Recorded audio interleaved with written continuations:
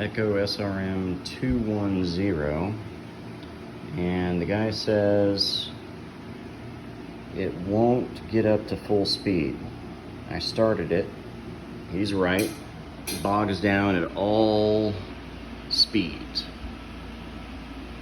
And there's your problem. Completely blocked. I'd say 90% blocked exhaust anti-spark arrestor. Get that fixed up, we'll be good to go.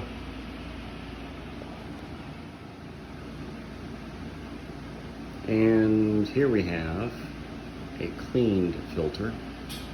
Put it on a wire wheel. You can't even tell anything. I put it on a wire wheel, and then I used a Burns-O-Matic torch to burn off the rest of the carbon buildup. So next clip is going to be on a running weed eater, revving full throttle.